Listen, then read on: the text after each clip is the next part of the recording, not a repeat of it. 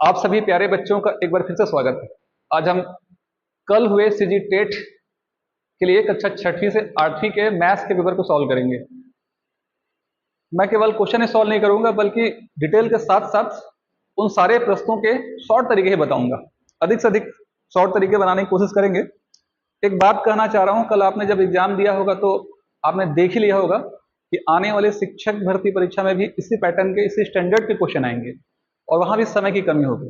इसलिए अभी से मैं आपको आगाह कर रहा हूं कि अगर आप इस सब्जेक्ट को ध्यान नहीं देंगे तो दिक्कत होगी। दूसरा सबसे बड़ा चीज, इस सब्जेक्ट को स्ट्रांग जब आप करेंगे तो बिना अभ्यास का नहीं किया जा सकता। अधिक से अधिक आप प्रैक्टिस कीजिए, अधिक से अधिक मैथ्स बनाइए, तब ये आपको मार्क्स दे करके जाएगा। चलिए, पहला क्वेश्चन समांतर श्रेणी का सवाल है।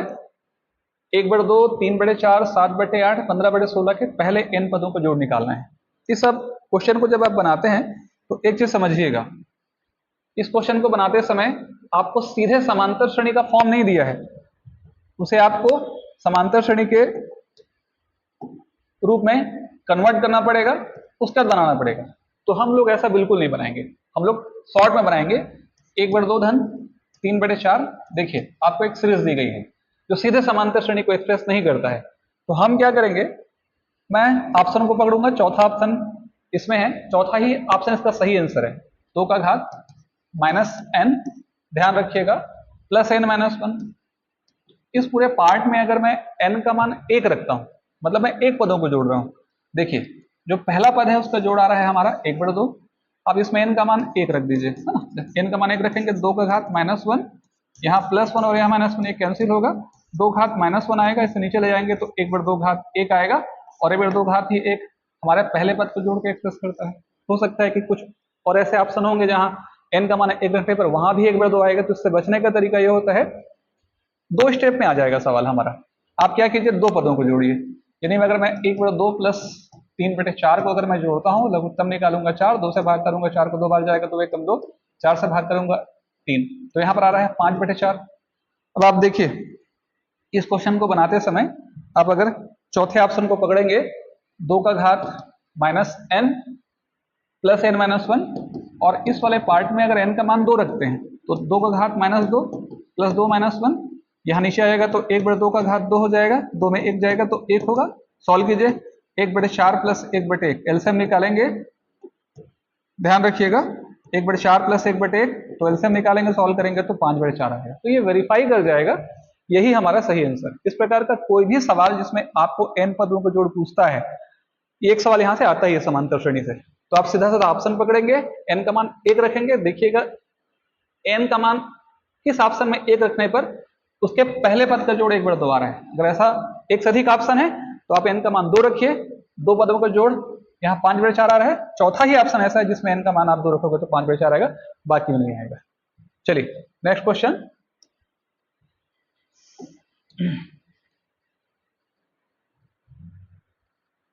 इस प्रैक्टिस सेट का सेट बी का 97 क्वेश्चन है। 2x घात 3 धन 7x का square plus 7x + 2 divided by 1 + 2x। देखिए, इसको बनाने के 2 तरीके हैं।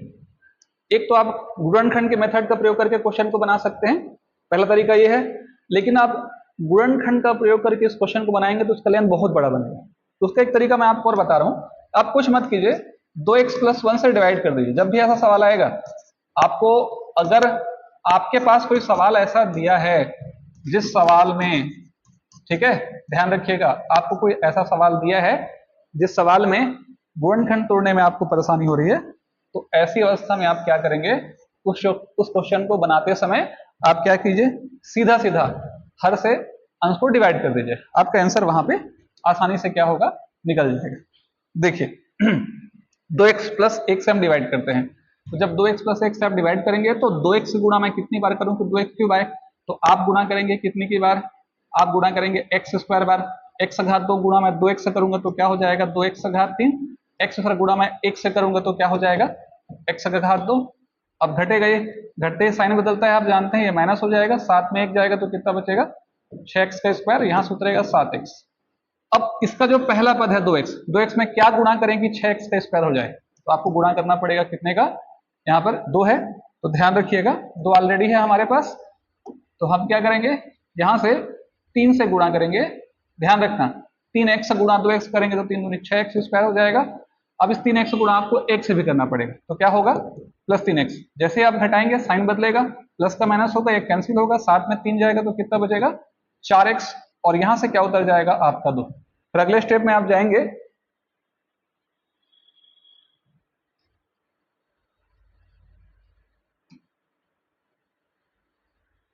चलिए ध्यान दीजिए, अगले स्टेप में आप जाते हैं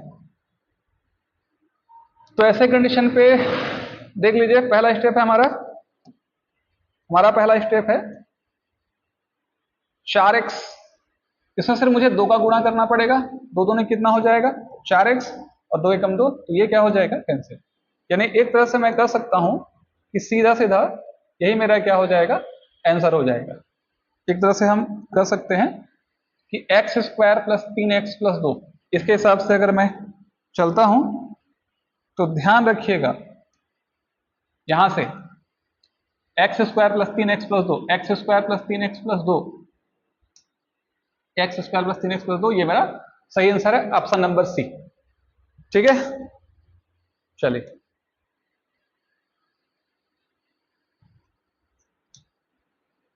ये हो गया क्वेश्चन नंबर 97 सेट बी का। उसके बाद 98 तो बेहतरीन है, आपको मैं एक बेहतरीन तरीका बताता हूं जो आपको कहीं किसी बुक में नहीं मिलेगा, बहुत ध्यान से समझिए। 2x plus 3y equal to 8 और x इंटू वाई बराबर कितना है 2, और आपको क्या निकालना है 8x का क्यूब प्लस क्या निकालना है 27y का क्यूब। आप इसे गुणनखंड के रूप में तोड़ सकते हैं, मैं आपको एक बहुत अच्छा तरीका बता रहा हूं, ये हर बार लागू होगा जरूरी नहीं, लेकिन थोड़ा सा दिमाग लगा सकते हैं। आप देखिए जो आपको 2 कंडीशंस दिए हैं उस कंडीशन को फॉलो कीजिए आप। यहाँ पर 2x धन 3y बराबर कितना है 8 है, इसका क्या मतलब हुआ, अगर मैं x का मान, समझिए इस चीज को, मैं इस पूरे हिस्से में जो मुझे कंडीशंस दिया है उसमें अगर मैं x का मान क्या कर दूं 1 रख दूं और y का मान मैं 2 रख दूं, तो क्या होगा 2 गुना 1 प्लस 3 गुना 2, तो 2 एकम 2 3 दूनी 6 बराबर 8 आ रहा है। तो x बराबर 1 और y बराबर 2 के लिए ये समीकरण संतुष्ट कर रहे हैं। ऐसे तो असंख्य मान हो सकते हैं और ही मान हो सकते हैं, लेकिन चूंकि 2 समीकरण हमको दिया है, ऐसा बहुत कम होगा कि ऐसे, क्योंकि 2 को लेके हमको हल करना है, 2 समीकरण दिया है तो ऐसे केवल सिंगल मान होंगे। तो x बराबर 1 और y बराबर 2 के लिए अगर ये संतुष्ट हो रहे हैं तो क्या x बराबर 1 और y बराबर 2 के लिए ये भी संतुष्ट हो रहा है, ये संतुष्ट हो तो सवाल ऐसे ही बन जाएगा। करके देखिए बिल्कुल हो रहा है, x में 1 रखूंगा और y का मान 2 रखूंगा तो 1 2 2 मतलब 2 हो रहा है, तो इसका मतलब क्या हुआ x बराबर 1 और y बराबर 2 के लिए ये जो परिणाम है ये हमको रिजल्ट देके जाएगा। तो हम सीधा यहाँ क्या करेंगे, x का मान 1 रखेंगे तो 8 इंटू 1 का क्यूब और 27 इंटू क्या हो जाएगा 2 का क्यूब, तो 8 और 27, यहाँ 27 इंटू 2 करेंगे, 2 दूनी 4 दूनी 8, यहाँ सॉल्व कीजिए तो क्या हो जाएगा 8 सत्ते 56, 8 दूनी 16 5, 8 सत्ते 56 का 6 हाथ में है 5, 8 दूनी 16 5 21, 216, 8 से 14 244। आप आंख बंद करके 244 को लगा सकते हैं, ये आपका आंसर हो जाएगा 244, डी नंबर का ऑप्शन 98 नंबर के क्वेश्चन के लिए।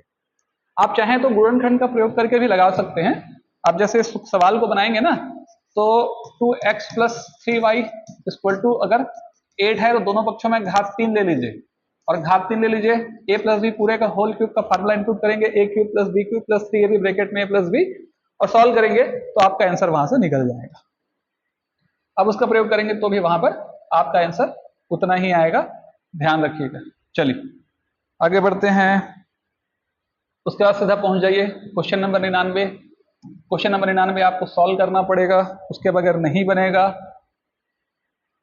थोड़ा बड़ा कर लेते हैं क्वेश्चन लिखते तक।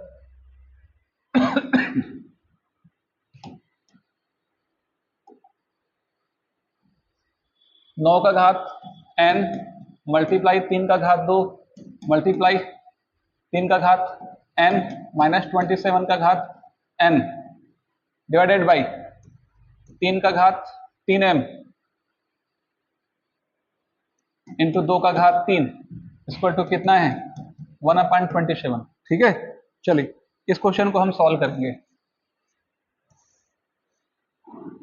सॉल्व करके हमको m माइनस एन का मान निकालना है। यहाँ ध्यान रखिएगा, हमको वैल्यू निकालना है m माइनस एन का मान। जब भी ऐसा सवाल आएगा, इसका कोई ट्रिक नहीं है, इसको बेसिक तरीके से हम बनाएंगे, या हो सकता है एक ट्रिक हो भी। चलिए, जब भी ऐसा कोई सवाल आए, ऐसे सवाल m माइनस एन का मान हमको निकालना है, ये क्वेश्चन दिया है, तो m माइनस एन का मान कैसे निकलेगा? देखिए, यहाँ 9 है, यहाँ 3 है, यहाँ 3 है, यहाँ 27 है, यहाँ 3 है, यहाँ 2 है, वहाँ 27 है। तो सॉल्व कीजिए। जो अभाज्य संख्या है 9 और 27 के हिसाब से देखा जाए तो 3 ही अभाज्य संख्या होगी। तो 9 को मैं लिख सकता हूँ 3 का स्क्वायर और पूरे घात n ऑलरेडी मेरे पास है, मल्टीप्लाई 3 का घात 2 मल्टीप्लाई 3 का घात n। 27 को लिख सकता हूँ 3 का घात 3 पूरे घात कितना m, और नीचे में 3 का घात 3 पूरे घात लिखा जा सकता है m, मल्टीप्लाई 2 घात 3 का मतलब होता है 8।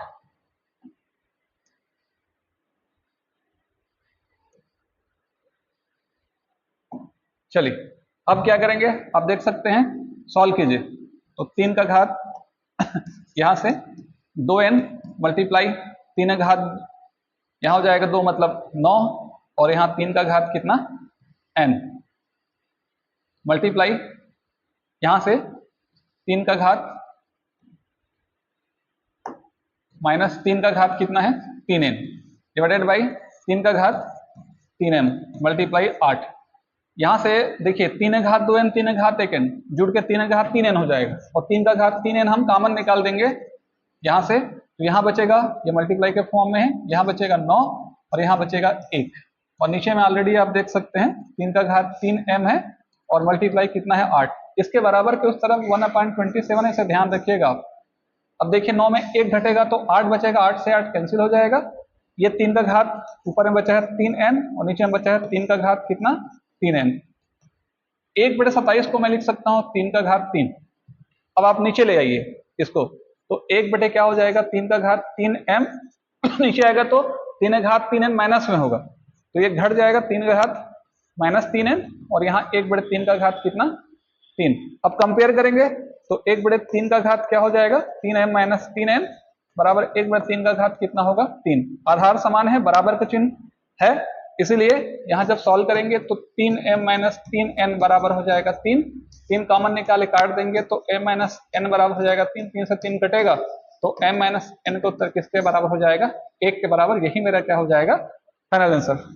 तो ध्यान में रखिएगा आप इस चीज को इसको सॉल्व करेंगे तो आ रहा है मेरा 1। चलिए अगला सवाल,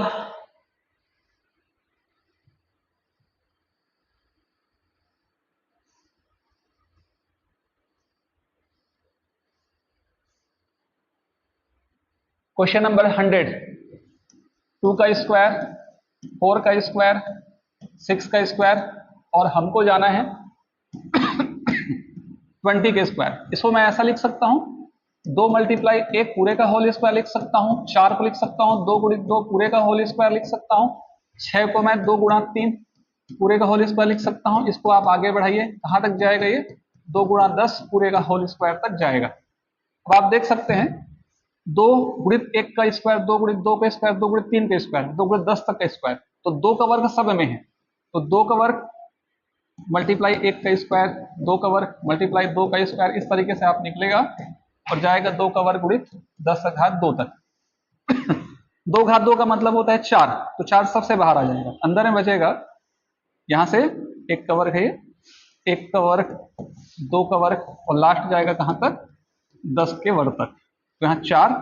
यहाँ देखिए जब इस क्वेश्चन को आप बना रहे हैं तो इतने वाले पार्ट में आप ध्यान से देखेंगे तो n प्राकृतिक संख्याओं के वर्गों का योग, ये आपने पढ़ा होगा, n प्राकृतिक संख्याओं के वर्गों का योग क्लास वगैरह जहां भी आप करते होंगे या नहीं भी करते होंगे तो जरूर बताए होंगे वहां पर। n प्राकृतिक संख्याओं के वर्गों का योग जिसे हम क्या कहते हैं समेशन n स्क्वायर भी बोलते हैं, ठीक है।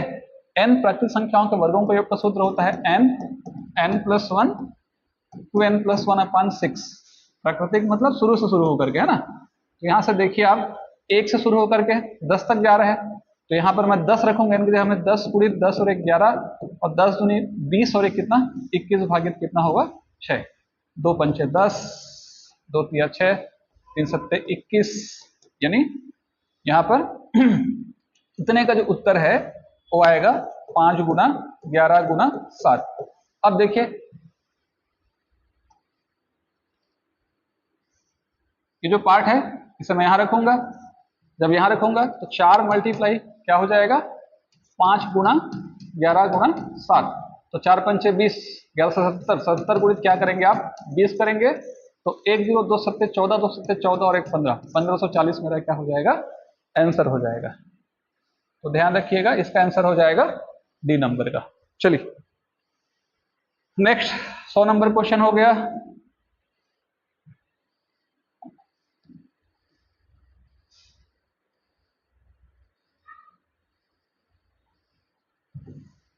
रमेश और सुरेश की आयु का अनुपात 4:5 है, 12 साल पश्चात 5:6 हो जाएगा, तो सुरेश की आयु निकालिए। इसे बनाने के बहुत सारे तरीके हैं, लेकिन जो अभी समान तरीके से हम समझते हैं उसके, क्योंकि आपको ट्रिक जानना पड़ेगा, हाँ समय की थोड़ी कमी है आज। रमेश और सुरेश की आयु का अनुपात 4:5 है, दो लोगों की आयु में 4:5 का अनुपात है, 12 साल बाद 5:6 हो जाएगा, तो एक की उम्र 4x दूसरे की उम्र 5x, या 4:5 का रेशियो है, तो आप नॉर्मल समझिए इसे 4x एक की उम्र है दूसरे की 5x है, 12 साल बाद रेशियो बदल जाएगा, तो यहाँ 12 बढ़ा दीजिए, मेरी उम्र अगर 100 साल है तो 12 साल बाद 112 का हो जाऊंगा,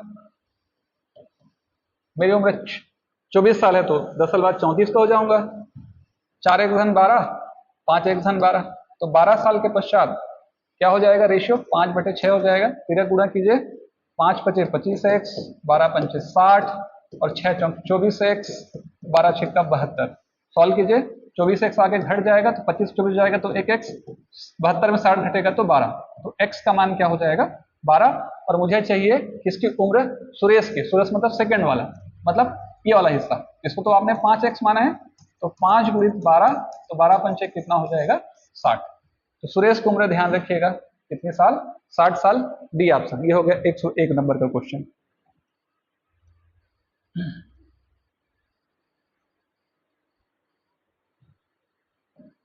चलिए उसके बाद question number 102, x ratio y ratio y ratio z, और हमको यहां x अनुपात z का मान निकालना है। ये बड़ा अच्छा क्वेश्चन है, ठीक है। आप x बटे y बराबर y बटे z दिया है, तो हम क्या करेंगे सीधा सीधा, देखिए x और z का जो रेशियो है वो zx के फॉर्म में है, एक्स वाई के फॉर्म में, कोई डाटा तो दिया नहीं, कोई संख्या तो दिया नहीं, तो हम क्या करेंगे यहां से ऑप्शन जेड एक्स है, एक्स एक है, एक्स वाई है और वाई एक्स है, दो ऑप्शन दिया है एक्स वाई के फॉर्म में, वाई एक्स के फॉर्म में, यहां से हम या तो वाई को एक्स जेड के रूप में लिखते हैं या जेड को एक्स रूप में या एक्स को जेड के रूप में, तो आपको वहां थोड़ा मेहनत करना पड़ेगा कि किससे चेंज होगा, तो यहां तो मैं ऐसे बना दे रहा हूं आपको, यहां तिरक गुणा कीजिए आप एक्स जेड बराबर वाई स्क्वायर, तो यहाँ z के आंसर को हम वाई स्क्वायर अपॉन एक्स के फॉर्म में कन्वर्ट कर लेते हैं ना। इसके बाद मुझे चाहिए x बटे z का उत्तर, अभी आपने क्या कहा z का उत्तर आपने बदल दिया वाई स्क्वायर एक्स में, तो बदल जाएगा वाई स्क्वायर एक्स में, ये ऊपर चला जाएगा और x ऊपर जाके गुणा होके x का स्क्वायर बाई वाई का स्क्वायर हो जाएगा, मतलब क्या हो जाएगा x square ratio y square, और यही मेरा क्या हो जाएगा फाइनल आंसर। कौन सा ऑप्शन है, ऑप्शन नंबर सी। चलिए नेक्स्ट क्वेश्चन, क्वेश्चन नंबर 103,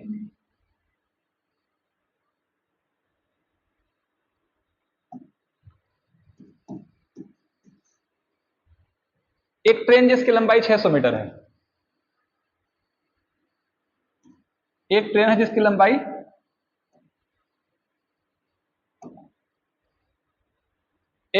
लंबाई है 600 मीटर, देखिए 600 मीटर लंबी ट्रेन क्या कर रही है 72 के स्पीड से चल रही है, और वो क्या करती है एक सुरंग को क्रॉस करती है, ठीक है 300 मीटर लंबी सुरंग को क्रॉस करती है, पता लगाना है क्रॉस करेगी तो समय कितना लगेगा। तो आप एक चीज समझ लीजिए मोटे तौर पर, हमको चाल दिया है, ट्रेन की चाल दी है 72 किलोमीटर प्रति घंटा, और आप पढ़े भी होंगे तो जानते होंगे, देखिए ये मीटर में है, ये मीटर में है, और आपको टाइम सेकंड में दिया है, तो पूरी प्रक्रिया मीटर सेकंड में होनी चाहिए, इसलिए चाल के यूनिट को मीटर पर सेकंड में कन्वर्ट करने के लिए मैं 5/18 से गुणा करूंगा। नियम पता होगा आपको, मीटर पर सेकंड में कन्वर्ट कर लीजिए। 18 चौक 72, तो 4 पंचे 20, 20 मीटर क्या हो जाएगा पर सेकंड, है ना।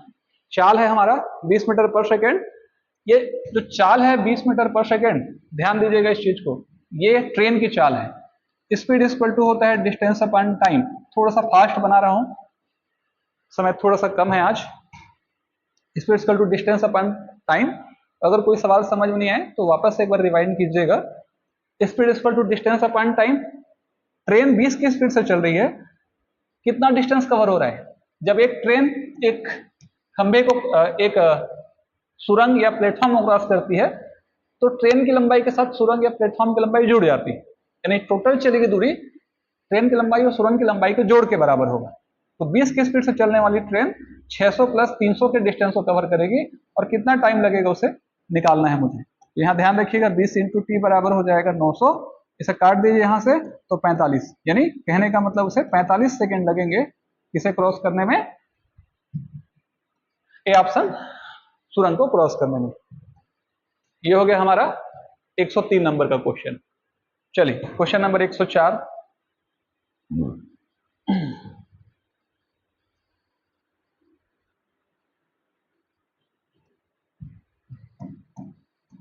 क्वेश्चन नंबर 104,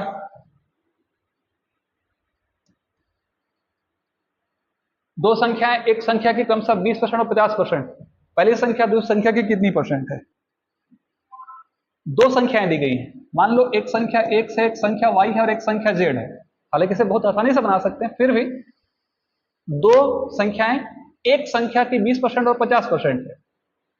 दो संख्याएं, मान लेते हैं कि पहली संख्या दूसरी वाली संख्या तीसरी वाली संख्या की 20% है, पहली वाली तीसरी की 20%, यानी एक बोल रहा है मतलब तीसरा मान लीजिए उसे।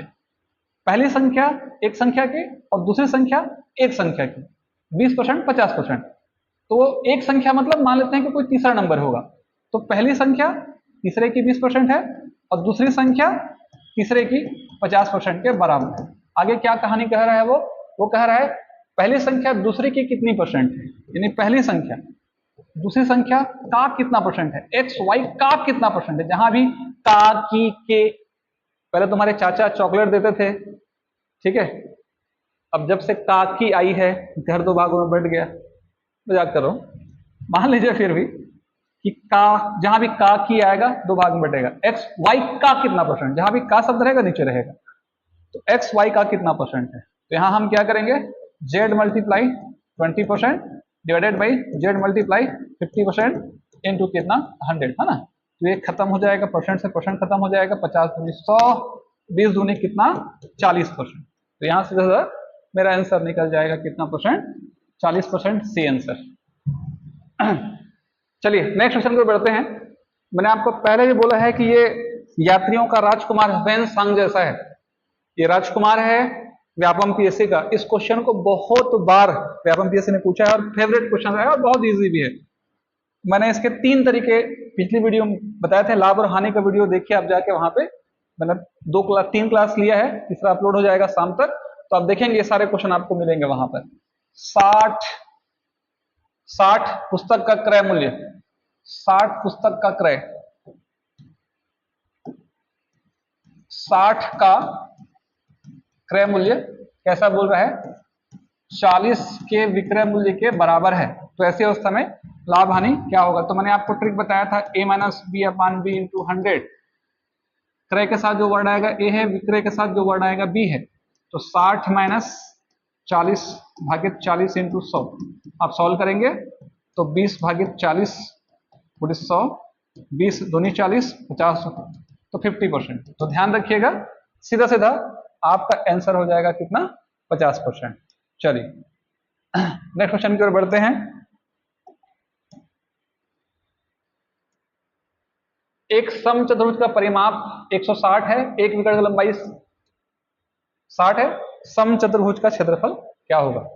ध्यान रखिएगा इस सवाल का प्रश्न जो है ये इसका आंसर रॉन्ग है, इसमें ये इसका मॉडल आंसर में ये प्रश्न विलोपित होगा। सभी को बोनस मिलेगा इस पर। एक समचतुर्भुज का परिमाप दिया है। एक समचतुर्भुज का मतलब होता है, समचतुर्भुज मतलब ये भुजा ए, ये भुजा ए, ये भुजा ए, ये भुजा ए। समचतुर्भुज का परिमाप 160। परि मतलब ऊपरी, माप मतलब मेजरमेंट, चारों ओर का माप। तो परिमाप दिया है 4 ए बराबर 160, 4 चौके 16, तो ए बराबर क्या निकल जाएगा, ए बराबर निकल जाएगा, ध्यान रखिएगा, 4 चौके 40, यानी उसकी भुजा निकल गई 40। देखिए समचतुर्भुज की भुजा यहां से आप निकाल लेंगे। समचतुर्भुज की भुजा निकल गई 40, परिमाप का प्रयोग करके ये 40 है, ये 40 है, ये 40 है और ये 40 है। अब आप एक छोटा सा नियम जानते हैं कि समचतुर्भुज का जो विकर्ण होता है उसे समकोण पे समद्विभाजित करता है। समचतुर्भुज के विकर्ण एक दूसरे को समकोण पर दो समान भागों में, अगर मान लो ये समचतुर्भुज है, ये इसका विकर्ण है, ये यहां पर काट रहा है, तो दो समान भागों में टूटेगा, यहां भी दो समान भागों में टूटेगा। तो अगर एक विकर्ण, ठीक है, 60 है तो उसका आधा 30 हो जाएगा, ये लंबाई 30, ये लंबाई भी क्या हो जाएगी 30। अब ये समकोण त्रिभुज बन रहा है, और इस समकोण त्रिभुज में आप ध्यान रखिएगा ये कर्ण बनेगा, ये 90 डिग्री यहां बनाएगा। तो पाइथागोरस के हिसाब से हम चलेंगे ओ ए बी, तो कर्ण 40 का वर्ग बराबर लंब 30 का वर्ग, और ये 30 है, मैं मान लेता हूं, इसे नाम दे दीजिए ए बी ओ है, तो ये ओबी की लंबाई मान लेते हैं कि ओबी की लंबाई हमको निकालनी है। तो 4 का वर्ग 4 चौक 1600, 3 का वर्ग कितना होता है 900, प्लस क्या हो जाएगा ओबी का स्क्वायर, 1600 में 900 जाएगा तो बचेगा 700, बराबर ओबी का स्क्वायर, यानी ओबी बराबर हो जाएगा वर्गमूल के अंदर 7 गुणे 100, और 100 का वर्गमूल होता है 10, तो 10 वर्गमूल 7। तो एक तरह से मैं कह सकता हूं कि ओ से बी की लंबाई जो दिख रहा है ये ओ बी है, ओ से बी तक की लंबाई आपको मिल गई 10 वर्गमूल 7। तो चूंकि बराबर दो भागों में टूटता है, विकर्ण जब भी काटेंगे दूसरे को समान दो भागों में टूटेंगे, ये लंबाई बराबर होगी। तो अगर ये 10 वर्गमूल 7 तो ये भी 10 वर्गमूल 7, तो ये 10 वर्गमूल 7 10 वर्गमूल 7। तो आप अगर इसे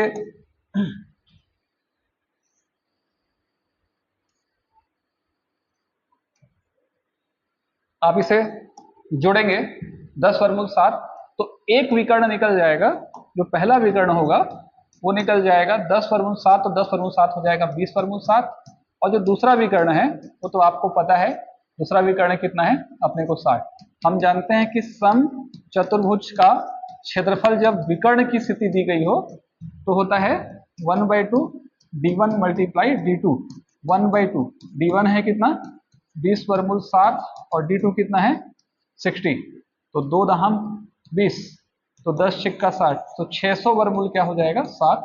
ये हो जाएगा समचतुर्भुज का क्षेत्रफल, और किसी भी ऑप्शन में आपको 600 वर्गमूल 7 नहीं दिया है। तो इसीलिए मेरा अनुमान है, अगर हड़बड़ी मैंने नहीं बनाए हैं तो ऐसी अवस्था में मान लीजिए कि ये क्या होगा, ये विलोपित होगा। चलिए नेक्स्ट क्वेश्चन की ओर बढ़ते हैं। त्रिभुज के कोणों में अनुपात दिया सबसे बड़े कोण का मान, तो ये आसान सा सवाल है, ये ऐसे ही बन जाएगा। त्रिभुज के कोणों में अनुपात दिया है, कोणों में अनुपात अपने को दिया है 2:3:4, 4 3 7 2 9, 9 हिस्सा अगर 180 अंश के बराबर है, जोड़ दीजिए अनुपातिक मान को, 4 हिस्सा 3 हिस्सा 2 हिस्सा, 9 हिस्सा अगर 180 अंश, क्योंकि वो कोण है और त्रिभुज के तीनों कोणों को 180 अंश होता है, 9 हिस्सा 180 अंश, तो एक हिस्सा 20 अंश। मुझे क्या निकालना है सबसे बड़ा कोण, मतलब 4 हिस्सा, तो 4 दूनी 8, 80 डिग्री है ना, तो इससे मेरा आंसर हो जाएगा 80। देखिए क्वेश्चन नंबर 108 बहुत बड़ा बनेगा। मैं आपको समझा देता हूं कि किस तरीके से होगा। अगर मैं इस क्वेश्चन को बनाऊंगा तो टाइम जाएगा, मैं क्वेश्चन को समझा देता हूं, कैसे बनेगा समझाता हूं, उसका आंसर, क्योंकि मैंने मॉर्निंग में ही बच्चों को सॉल्यूशन कराया था, मुझे दिमाग में है वो, ठीक है, तो उसका आंसर मुझे पता है। तो आप ये समझ लीजिए कि डिटेल से हम नहीं बनाएंगे उसको, लेकिन कॉन्सेप्ट क्या है समझिए। त्रिभुज के भुजाओं की लंबाइयां 5, 12 और 13 है। आपको एक त्रिभुज दिया गया है ना, एक त्रिभुज दिया गया है, त्रिभुज की भुजाओं की लंबाइयों में 5:12:13 का अनुपात, 5, 12 और 13। जब भी ऐसा कोई सवाल दे तो आप समझ जाइएगा ये पाइथागोरस ट्रिपल को एक्सप्रेस करता है। त्रिभुज की जो 3 भुजाएं हैं, एक भुजा 5, एक भुजा 12 और तीसरी भुजा 13 है, तो वो पाइथागोरस प्रमेय ही होगा। 13 का वर्ग 5 करो और 12 के वर्ग के योग के बराबर होता है। ये समकोण त्रिभुज बनाएगा, और जब ये समकोण त्रिभुज बनाएगा ये जो पार्ट है समकोण त्रिभुज बनाएगा। अब क्या बोल रहा है इसमें, विपरीत दिशा 13 सेंटीमीटर भुजा पर डालेगा, लंब की लंबाई निकालनी है। मैं इसे थोड़ा सा इजी कर लेता हूं, ऐसे बनाता हूं। मैं आपको बताऊंगा कि कैसे बनेगा, आप घर में बनाएंगे इसको। अब इस थोड़ा सा समय कम पड़ जाएगा, लंबा बनता है क्वेश्चन। ऐसा कोई सवाल आता है तो एक नियम जान लीजिए, जिस क्वेश्चन का लेंथ बड़ा है उसे आप आखिरी में बनाएंगे क्योंकि समय खाएगा वो। ए बी सी, यहां पर आप डी, यहां पर हमने क्या किया, परपेंडिकुलर डाला, ठीक है। तो अब ये क्या होगा, ये एक समकोण त्रिभुज बनेगा, ठीक है। ये समकोण त्रिभुज आप क्या करेंगे, आपको निकालना है। इसमें आपको एक भुजा दिया है 5, एक भुजा दिया है 12 और एक भुजा दिया है आपको कितना, 13। तो आपको क्या करना है, ये जो छोटा त्रिभुज दिख रहा है ये वाला, इसको आपको लेना है, इसे लेकर के, और बड़ा वाला जो त्रिभुज है वाला, ये इसे लेकर के दोनों को समरूप सिद्ध करना है। और हम जानते हैं कि दो समरूप त्रिभुज की संगत भुजाएं अनुपातिक होती हैं। तो छोटे वाले त्रिभुज और बड़े वाले त्रिभुज की संगत भुजाओं के अनुपात को जब आप बराबर करेंगे, एक जैसे भुजा के अनुपात को जब आप बराबर करेंगे, तो वहां से राशि निकल जाएगी, और राशि रहेगी आपका BD। और जो BD का लेंथ आएगा वो आएगा 60/13, है ना। तो इसका आंसर ध्यान रखिएगा, इंपॉर्टेंट क्वेश्चन है, ये पहले भी पूछ चुका है। अभ्यास करेंगे आप, सॉल्व कीजिए। बार बार मैंने बोला था CG टेट की तैयारी कैसे करें, शिक्षक भर्ती की तैयारी कैसे करें, तो सारे वीडियो को देखिए आप एक बार। वहां मैंने बोला भी था कि सॉल्व करना है आपको 10 साल का टेट का और व्यापम का, आपने माना नहीं। अगर उसको सॉल्व कर ले तो बहुत सारे क्वेश्चन बन जाते हैं। अभ्यास नहीं करना है, हर चीज आसानी से चाहिए आपको, बिना मेहनत के चाहिए, ऐसा नहीं होता है ना, मेहनत करना पड़ेगा खूब। चलिए क्वेश्चन नंबर 109।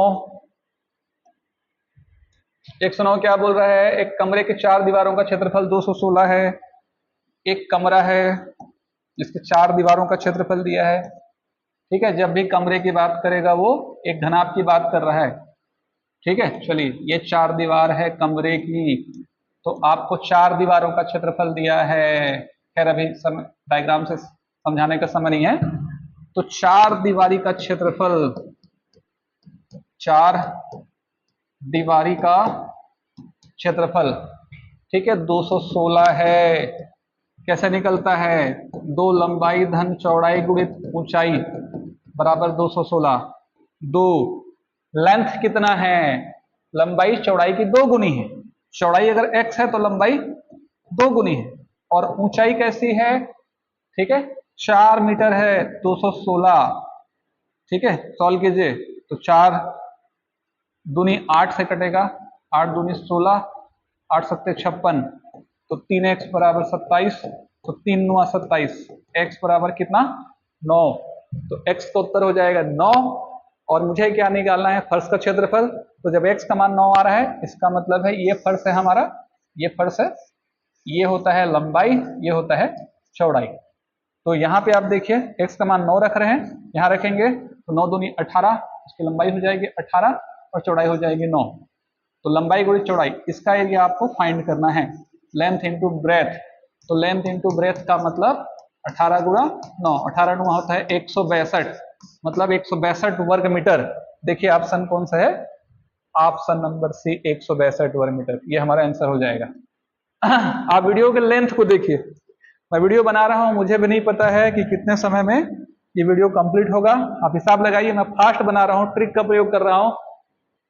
फालतू बातों को अगर आप निकाल भी देंगे, स्टार्टिंग को भी निकाल देंगे कुछ समय को, तो आप कैलकुलेट कर लीजिएगा कि मैं कितने मिनट में वीडियो बना रहा हूं, इस 30 क्वेश्चन को बनाने में मुझे स्पीड से कितने मिनट लग रहे हैं, तो आपका क्या हाल हुआ होगा वहां ना। तो थोड़ा सा प्रैक्टिस करना अवश्यंभावी है, जितना अधिक अभ्यास करेंगे उतना अधिक आप इसमें स्ट्रांग हो पाएंगे। चलिए अगला सवाल, एक वृत्त जिसमें उत्कीर्ण वर्ग का क्षेत्रफल 144 है, क्या होगा हमारे पास, ध्यान रखिएगा ना, हमारे पास क्या है, ये पूरा जाएगा ऐसा करके,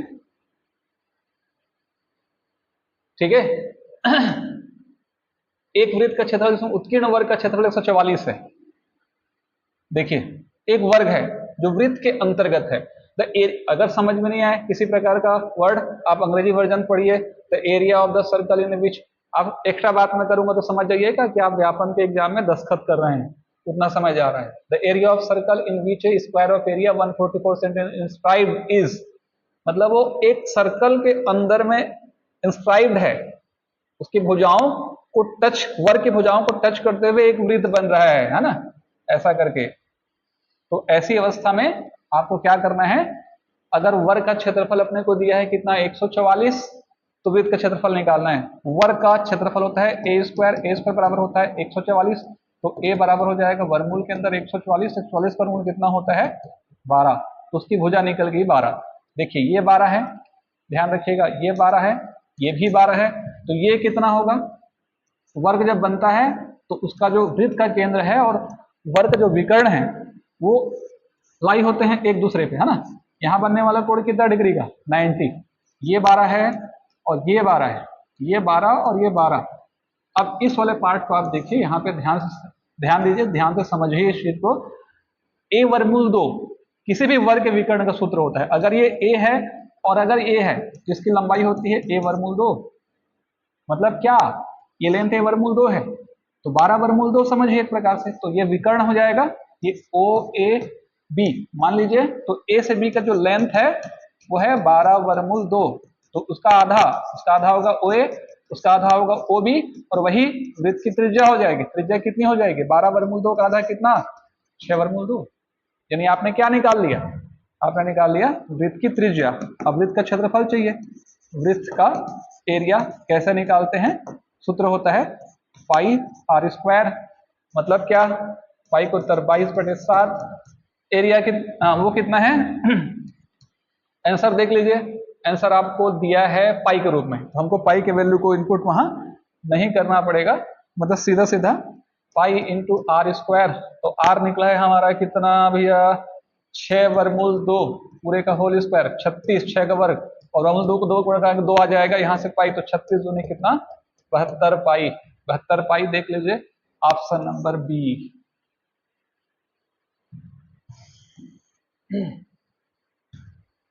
चलिए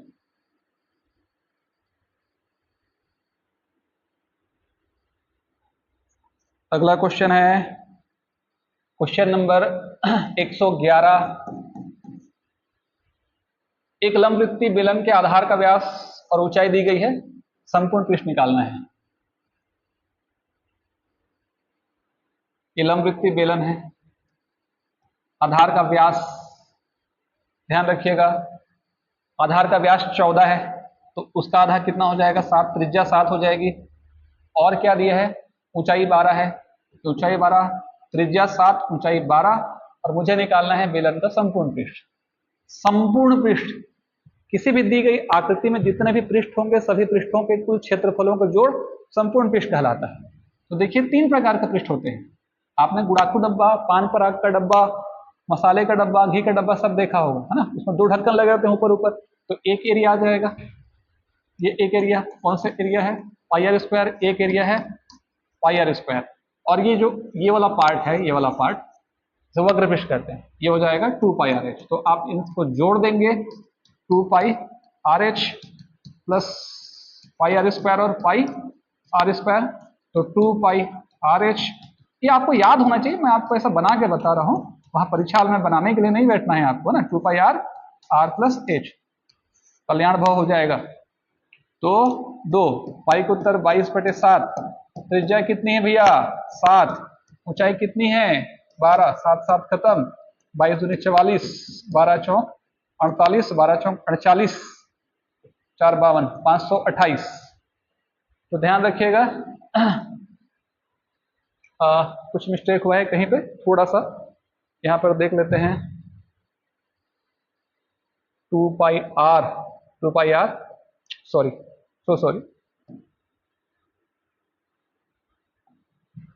2 इंटू 22/7, रेडियस है आपका 7 और r प्लस एच, 7 प्लस कितना है 12, 7 7 खत्म, 22 दूनी 44, 7 2 9, ये हो जाएगा 19,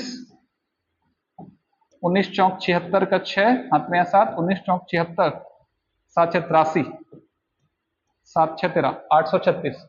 तो देख लीजिए 836 जो है बी नंबर के आंसर में है। चलिए 111 के बाद सीधा पहुंच जाएंगे हम 112। ये 112 आसान सा सवाल है। 112 क्या बोल रहा है, घन का संपूर्ण पृष्ठ 6a का स्क्वायर बराबर 1176 है। तो आयतन निकालना है। 6 स्क्वायर बराबर 1176, तो a स्क्वायर बराबर 6 एकम 6, 5 बचेगा तो 6 9 54, ठीक है, और 6 6 का 36, तो a बराबर निकल जाएगा 14। वर्ग को ट्रांसफर करेंगे वर्गमूल, तो भुजा निकल गई 14 और हमको आयतन चाहिए।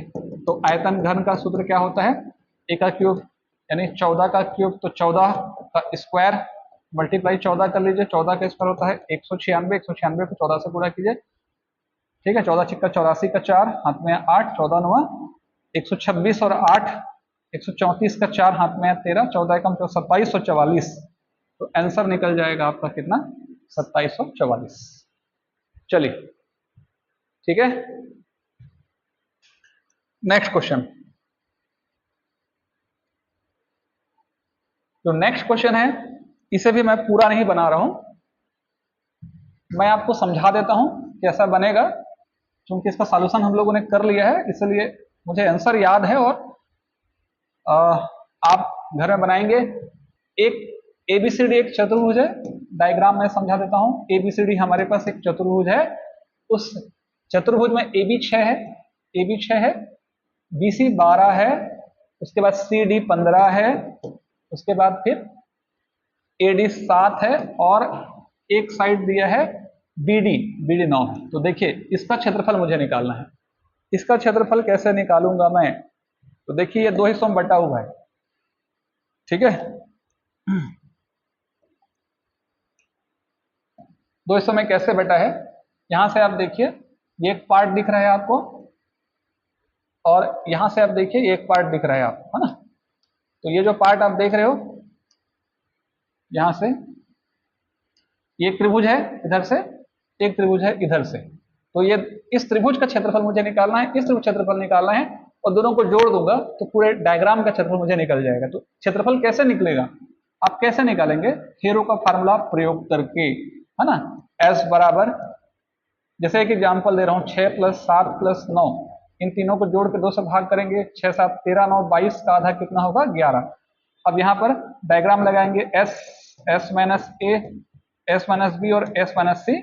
जहां आप हल करेंगे एस का मान रखेंगे 11, 11 में कितना जाएगा 7, एक बार 11 में 6 जाएगा, और एक बार 11 में कितना जाएगा 9, और सॉल्व करेंगे तो इस त्रिभुज का क्षेत्रफल निकलेगा। और उसके बाद वैसा ही इस त्रिभुज के लिए अलग से आप निकालेंगे, और दोनों त्रिभुजों के क्षेत्रफल को जब आप जोड़ते हैं तो आपका आंसर आएगा 74.98। ध्यान रखिएगा ना, ये हमारा यहाँ पर आंसर हो जाएगा। चलिए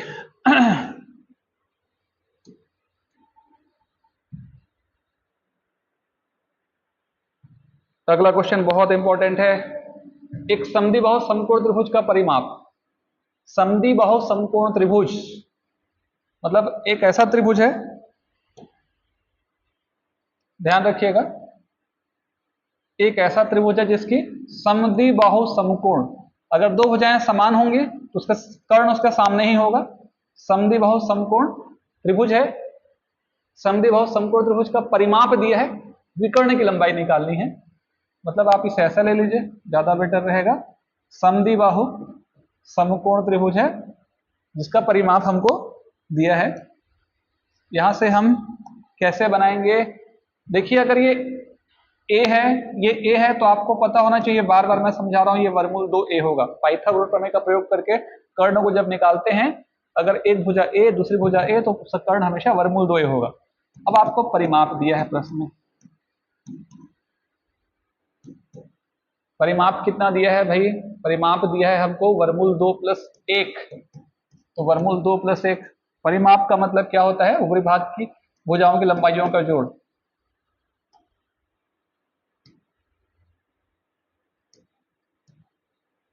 यानी ए प्लस वर्गमूल 2a बराबर वर्गमूल 2 प्लस 1 ए और ए बाहर निकलेगा, अंदर बचेगा 1 प्लस वर्गमूल 2 बराबर वर्गमूल 2 प्लस 1, तो a इंटू 2 प्लस वर्गमूल 2 बराबर वर्गमूल 2 प्लस 1। यहाँ से आप क्या कीजिए, 2 निकाल दीजिए, वर्गमूल 2 निकाल दीजिए। 2 का मतलब वर्गमूल 2 इंटू वर्गमूल 2 होता है, तो ऑलरेडी मेरे पास वर्गमूल 2 है और यहाँ कितना है वर्गमूल 2 प्लस 1, तो वर्गमूल 2 निकाल दीजिए, अंदर में क्या बचेगा a बाहर आ जाएगा, वर्गमूल 2 प्लस 1। यहाँ से वर्गमूल 2 प्लस 1 कैंसिल होगा, जब कैंसिल हो जाएगा तो क्या बचेगा मेरे पास,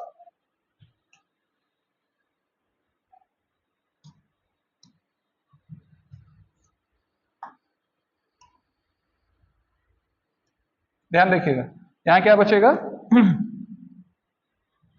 वर्गमूल 2 कैंसिल, इधर बचा है a इंटू वर्गमूल 2 बराबर 1, तो a बराबर हो जाएगा 1 बटे वर्गमूल 2, साइड निकल गई। अब मुझे चाहिए विकर्ण, तो विकर्ण की लंबाई कितनी है, ध्यान रखना वर्गमूल 2a, तो वर्गमूल 2 एक उत्तर कितना निकाल लिया आपने, वर्गमूल 2 कैंसिल, तो कितना आ जाएगा 1। तो यहां पर आंसर निकल गया हमारा 1, देख लीजिए कौन सा आंसर 1 है, पहला नंबर का आंसर। चलिए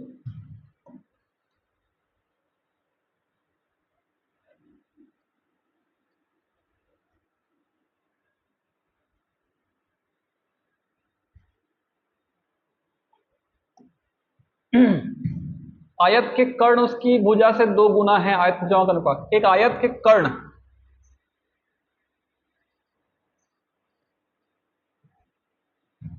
देखिए मुझे ए बी सी डी एक आयत दिया है, ठीक है, आयत का कर्ण उसकी एक भुजा से 2 गुना है, मतलब अगर मैं इसे x मान लूं तो कर्ण इसका डबल हो जाएगा, ठीक है।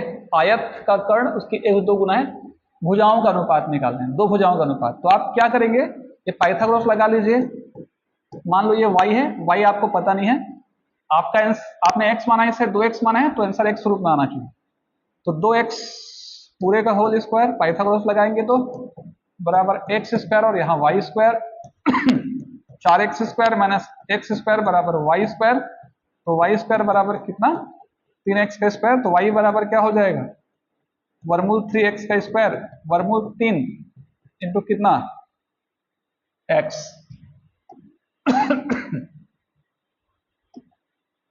मतलब यहाँ वर्गमूल 3 मल्टीप्लाई कितना x, किसके बराबर निकल गया, y के बराबर निकल गया।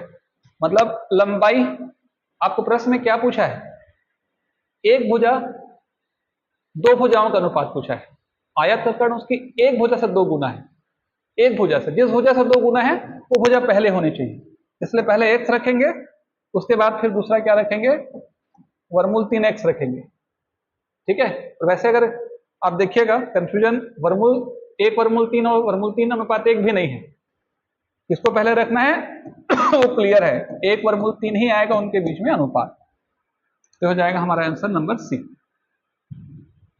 चलिए पाई चार्ट वाले क्वेश्चन में पहुंचते हैं।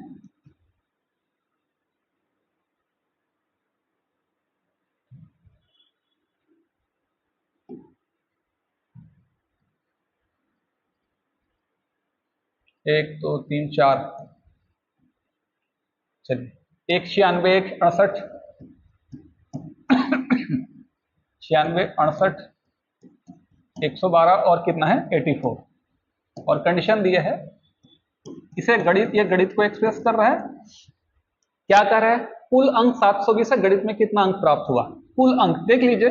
पाई चार्ट की जब हम बात करते हैं तो केंद्र बनने वाला कोण कितना डिग्री का है 360 डिग्री का, तो 360 डिग्री जो है कुल अंक के बराबर।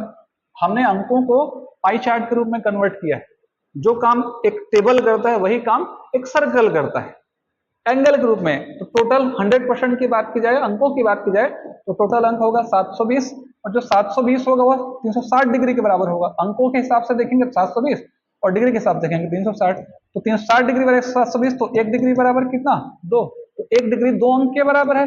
जब 1 डिग्री 2 अंक के बराबर है तो मुझे क्या करना है, मुझे करना है गणित में प्राप्त अंक कितना डिग्री, 96 डिग्री। तो इसीलिए 96 डिग्री बराबर क्या हो जाएगा, 96 गुणित 2, 2 छिक्का 12, 2 18 और 1 19, 192 अंक।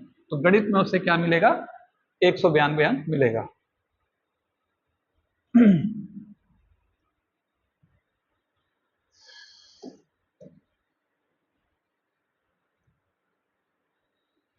चलिए इसको हम लोग यहीं पे बनाते हैं।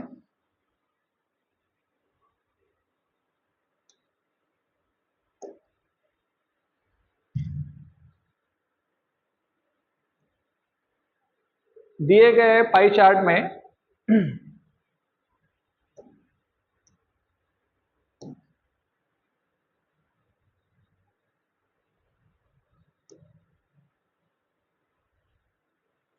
दिए गए पाई चार्ट में 35-34 और 35-44 की व्यक्तिगत आय का अनुपात हमको निकालना है।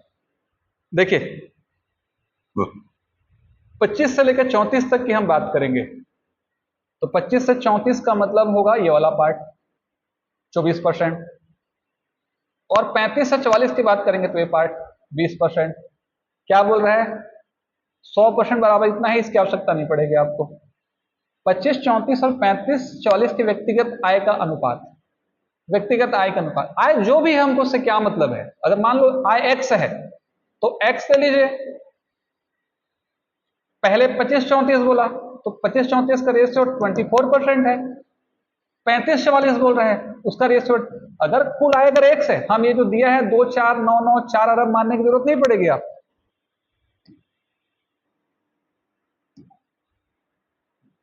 ठीक है, तो x का 24% डिवाइडेड बाई x का कितना परसेंट, x का 20%, सीधा सॉल्व कीजिए, x कैंसिल, परसेंट से परसेंट कैंसिल, तो क्या हो जाएगा, 4 छिक्का 24, 4 पंचे 20, तो 6:5, सीधा मेरा आंसर हो जाएगा 6:5। देखिए अगला सवाल, क्वेश्चन नंबर 118।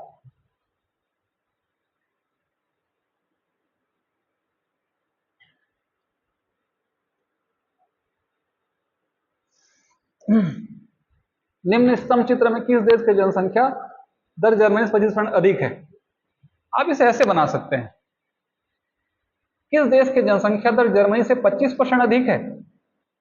आप इंग्लैंड को देखिए और जर्मनी को देखिए,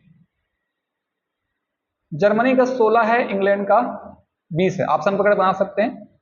मतलब क्या हुआ, किस देश की जनसंख्या दर जर्मनी से 25% अधिक है। जर्मनी का है 16%, इंग्लैंड का है 20%, तो 16 से आप जा रहे हैं, कितना अधिक है, तो 20 माइनस 16, तो 4 अधिक है। किससे अधिक है, बेसिक क्या है 16, तो जो अधिक है उसका कितना हिस्सा है, 4/16 इंटू 100, 4 चौके 16, 4 25, तो 25% अधिक कौन हुआ, इंग्लैंड हुआ ना। तो सीधा सीधा मेरा आंसर यहां पर क्या हो जाएगा, इंग्लैंड हो जाएगा।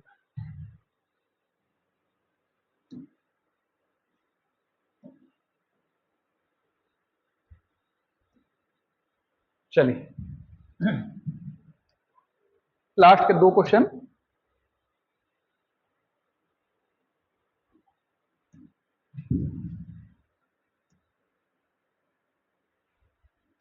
प्रथम 50 प्राकृत संख्याओं का माध्य। कुछ बेवकूफ लोग इसे समांतर श्रेणी के हिसाब से बना रहे हैं बच्चे लोग, तो ऐसा नहीं है, आप समांतर श्रेणी के नियमों का प्रयोग करके बनाने की आपको जरूरत नहीं है, गधे कहीं के। पहले 50 प्राकृतिक संख्याओं का माध्य, सीधा सीधा हिसाब लगाइए, पहले 50 प्राकृतिक संख्याओं का माध्य मतलब औसत, तो प्रथम 50 मतलब क्या, 1, 2, 3, गधे लोग ध्यान दो इधर, कहां से कहां जा रहे हो, 1 से लेकर 50 तक। अब इसका औसत, तो आप जब जानते हो कि हर एक संख्या के बीच का अगर अंतर बराबर है, तो ऐसी स्थिति में हर एक संख्या के बीच का अगर अंतर बराबर है तो छोटी संख्या धन बड़ी संख्या भागित 2, औसत का ट्रिक होता है, 50 और 1 कितना, 51/2, तो काट दीजिए, 25 दशमलव क्या हो जाएगा 5, मेरा क्या हो जाएगा आंसर हो जाएगा। 120वां क्वेश्चन ध्यान रखिएगा, तो क्वेश्चन नंबर 120 है, कैसा है, ठीक है। लास्ट क्वेश्चन इस प्रैक्टिस सेट का, ठीक है। ये सांख्यिकी का सवाल है, स्पीड से बनाइए, समय खराब ना करें, जितना अधिक से अधिक बना सकें। हालांकि इसे भी बनाने का शॉर्ट मेथड है, आप उससे भी बना सकते हैं, लेकिन अभी उतना समय नहीं है। फिर कभी मौका मिले तो बताऊंगा ऐसे सवालों को कैसे बनाते हैं बिना पेन चलाए। 2 12 13 15 8, 2 12 13 15 8 आपने छोटे क्लास में पढ़ा होगा। 0 से लेकर के 0 से 20, 20 से 40, 40 से 60, 60 से 80 और 80 से क्या लेकर के 100। देखिए इसे अपन x मानते हैं, ये होता है fx, ठीक है। वर्गीकृत टेबलों का औसत कैसे निकाला जाता है, इसका आपको माध्य लेना पड़ेगा। तो ये f है, सॉरी, पहले x बनाना पड़ेगा आपको।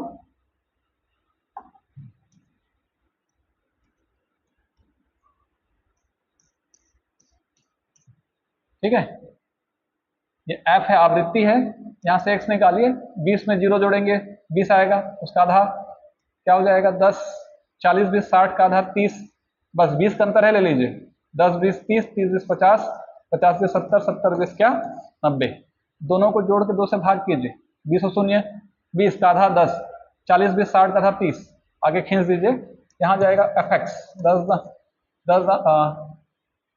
10 दूनी 20, 12 तिया 36, 360, 13 पंचे 65, 650, 15 सत्ते 105, ठीक है।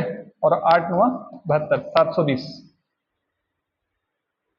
ठीक है। सबको जोड़ दीजिए, तो 6 2 8 5 13, 5 18, 2 20 का शून्य हाथ में है 2, 7 9, 6 15, 3 18, 8 हाथ में है 1 और 1 और 1 2, 28। तो फार्मूला होता है summation fx divided by summation f, समांतर माध्य का। तो 2800 यहाँ जाएगा और f का जोड़ 12 2 14 3 17, 27 5 32, 42 8 50 भागित 50, तो ये कटेगा, 5 से काट दीजिए, 5 पचे 25, ठीक है। कितना बचेगा 3 5 6 31, तो 56। तो देख लीजिए 56 जो है मेरा क्या निकल जाएगा, औसत निकल जाएगा। थ्योरी वाले क्वेश्चन को छोड़ के मैंने बाकी सारे क्वेश्चन का सॉल्यूशन निकाल दिया। भरपूर कोशिश कर रहा हूं, समय क्लास के साथ अगर मिले तो मैं शाम तक जो है वर्ग 3 का भी अपलोड कर दूंगा, ठीक है। मैथ्स और जीके का भी अपलोड हो जाएगा। आपको अगर ये वीडियो अच्छा लगता है तो प्लीज प्लीज इसे लाइक कीजिए, कमेंट कीजिए और जरूर इसे सभी टेट और शिक्षक भर्ती वालों तक पहुंचाने का प्रयास करें। Thank you very much.